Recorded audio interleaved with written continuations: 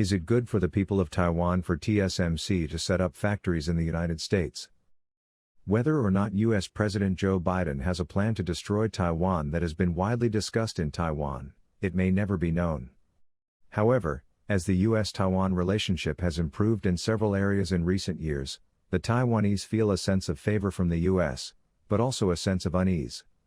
This uneasiness is manifested in the following aspects. First, the relationship between Taiwan and the United States is a very unequal relationship, and Taiwan often has a sense of gain and loss. Second, the progress of Taiwan-US relations has come at the expense of cross-Straits relations. How to weigh the advantages and disadvantages?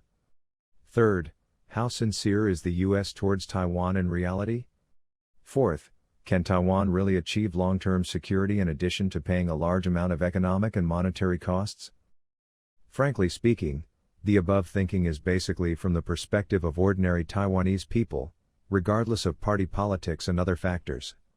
If not, for some politicians and plutocrats, it is okay to rely on America and retreat there in time of war.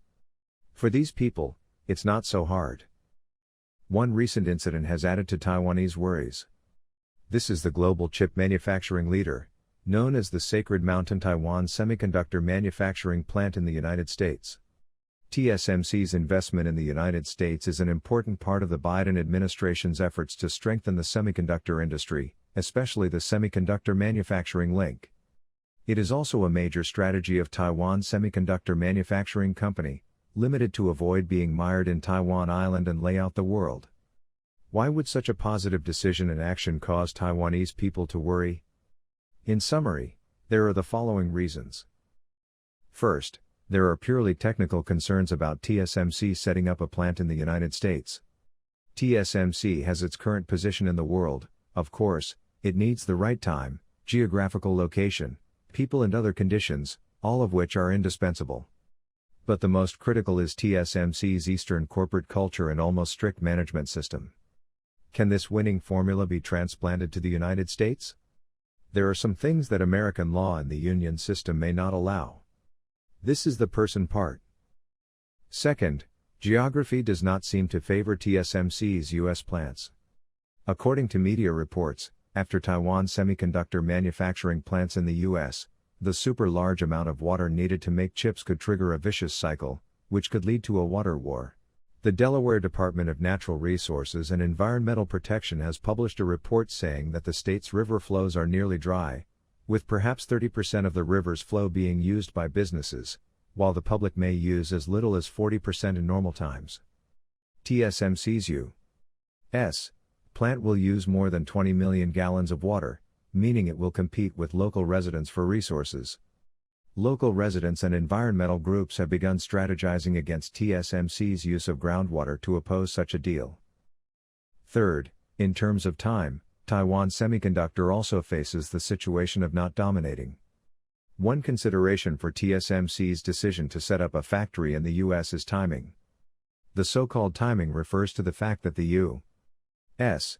government is trying to make up for the weaknesses in the manufacturing sector of the U.S. semiconductor industry. For this reason, Washington risked the federal debt topping $31.5 trillion by spending tens of billions of dollars in subsidies for chip manufacturing. Taiwan Semiconductor Manufacturing decided to invest in the United States. Subsidies are also part of the incentive.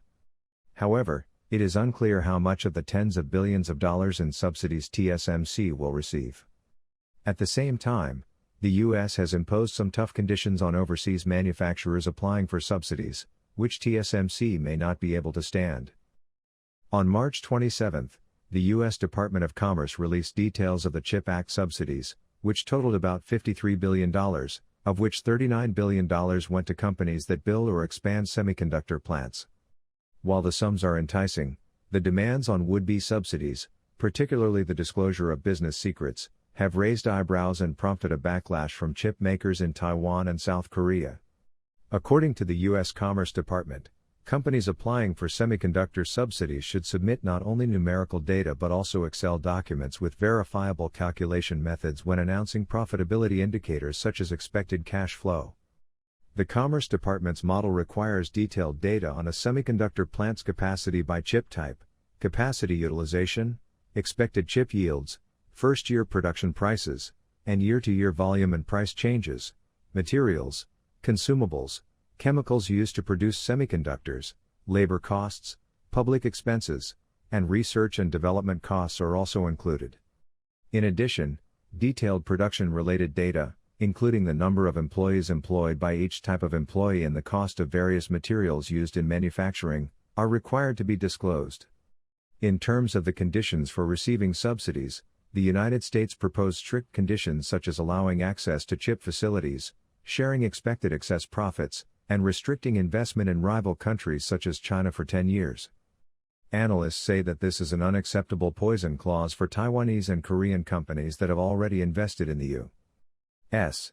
and China. Taiwan was flooded with angry comments after the details were published.